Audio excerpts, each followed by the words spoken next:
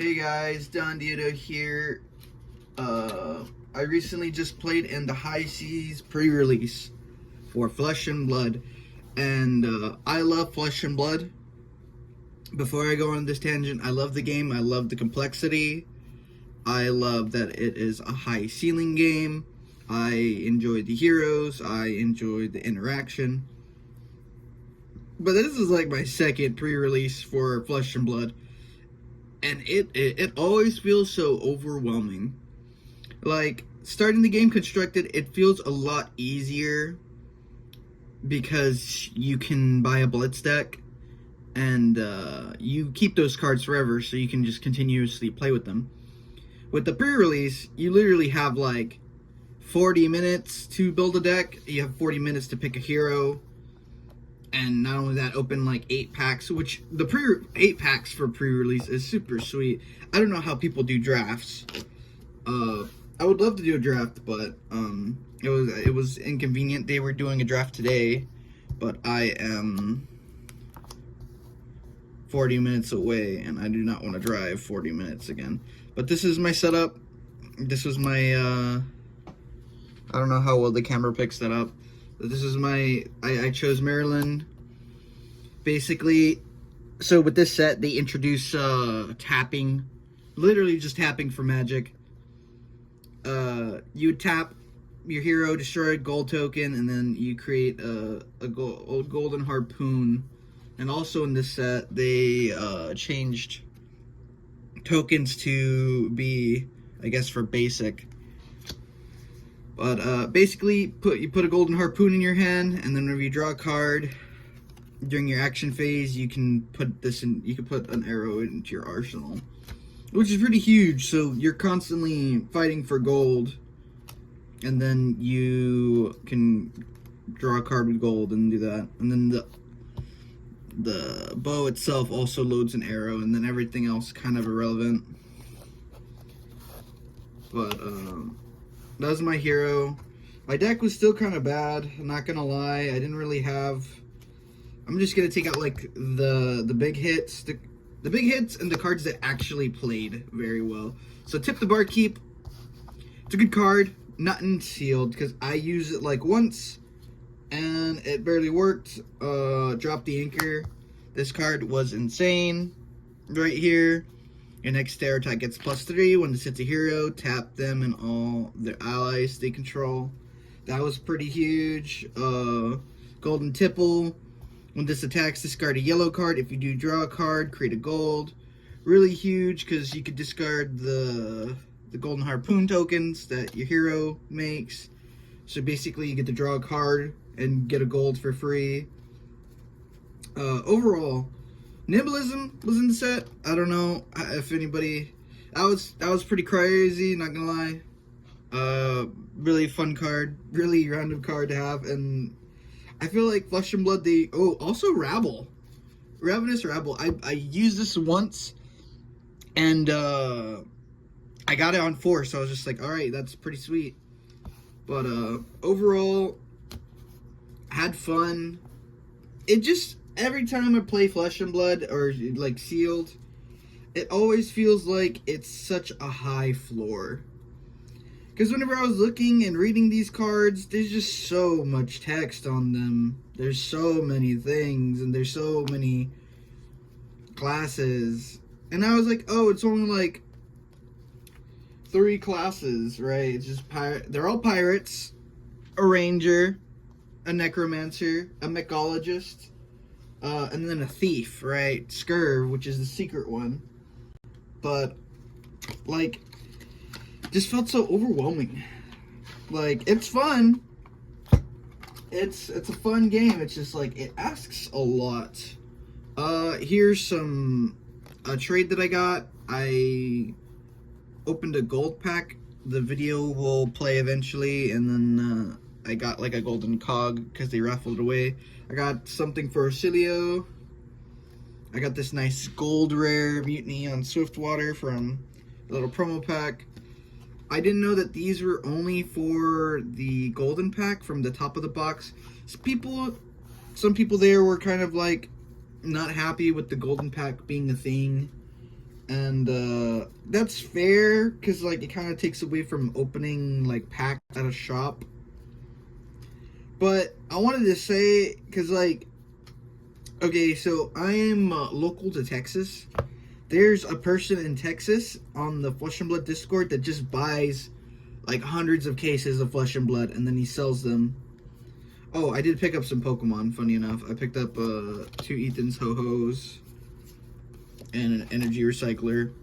I don't know why they had it there at the shop. I was just like, you know what? They're opening up Journey. No, wait, Destined Rivals. I'll pick it up just in case Ho-Ho, because I have that nice Ethan's from the last video. A lot of people are playing Gravy Bones. Gravy Bones is pretty tough. This was the foil, rainbow foil I had pulled from the event. I really did have enough to play Gravy Bones, but like honestly, I'm gonna be like these are all the cards, all the allies. Like I had plenty of allies to play Gravy Bones. I just didn't want to play Gravy Bones. I didn't want to read. I didn't want to do all this. I didn't want to like. I don't know. It felt obnoxious. Whenever I played against Gravy Bones, I kind of regretted it. Because, like, he's pretty good. He's pretty good. He's pretty hard to deal with. I went one, I don't know if I mentioned it. I went 1-2. I beat a Gravy Bones, lost to a Gravy Bones, and then I lost a Mirror. And they just kind of drew the nuts, apparently. Or opened the nuts. I didn't really pull anything like crazy.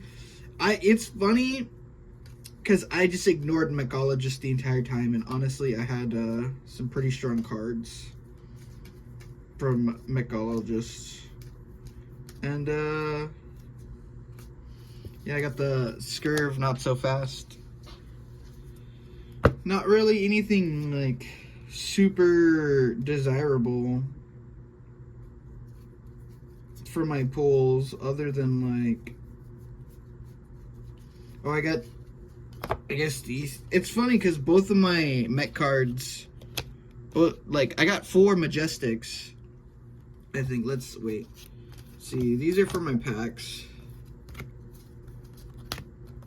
Yeah, I got 4 Majestics, and I really should have played mech. But again, it's kind of confusing because they're like the last 2 cards in your packs cannot be used. Basically, if, like the things that take the token slot. So that kept throwing me off. I probably should have played mech with these kind of cards, but like honestly, I was just like, I know how to play Ranger. It's not too hard, and I suffered for it, obviously. Probably should have played mech just because like I had so many mech cards. Again, another trade, Oath of Loyalty. I think that's what that is. I picked it up for like $2 or something in Japanese. Pretty sweet. Overall, definitely would do it again. Would definitely play in another pre-release. It's just, it feels like, I'm sure just looking at these 4 cards, like, look at how much you have to read. And, like, they say, like, oh, pre-release is casual. Like, yeah, it is. Everybody's just there to have fun. But it doesn't feel casual. Like, the players itself, it's a casual thing. You know, everybody's kind of having a good time. Everybody gets to open packs. They get to see new cards. And that's great, right? But actually, deck building is just, like, there's so much that you have to put into it. Like, it is a lot of elbow grease. Maybe I'm not complaining when I'm saying this, but I'm just saying, like, it's fun, but it's a lot of effort. Especially if you're going it, because to be fair, I did not research the set. I did not look at spoilers too much. I didn't know half of the cards in the set. And, yeah, I mean, it was kind of like, I was literally down to the wire. To be fair, it's my second release.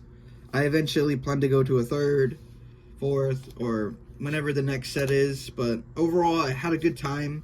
It was hard. It was challenging. I got bodied. I didn't really care. I got shot for like, with the mirror for Maryland, I literally got shot for 14 damage, and then Yeah, I literally just came back. Like it was like a 2-to-1 life total. I don't know how.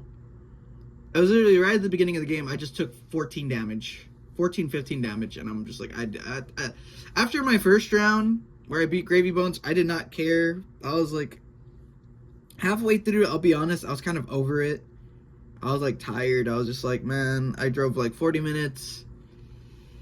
Beat a Gravy Bones.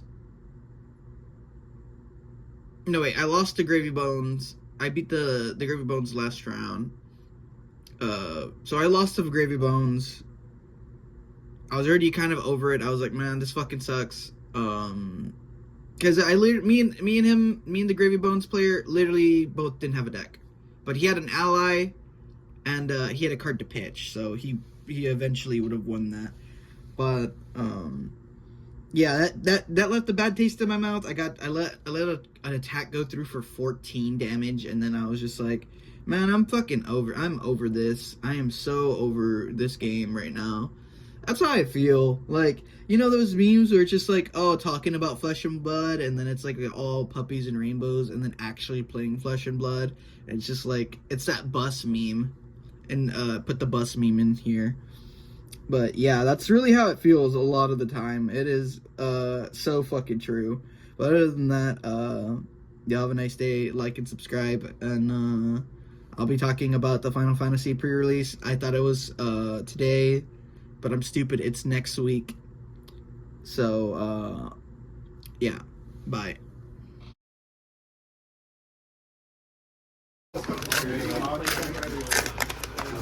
Prize winnings. Not really winnings. It's like charity. Rebel. Nada.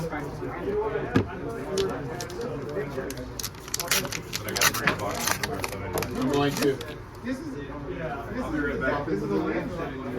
why this deck is good. Here's the trigger cards for life and No nada. Is it backwards? So, Golden Cog, Union Swiftwater. Nice.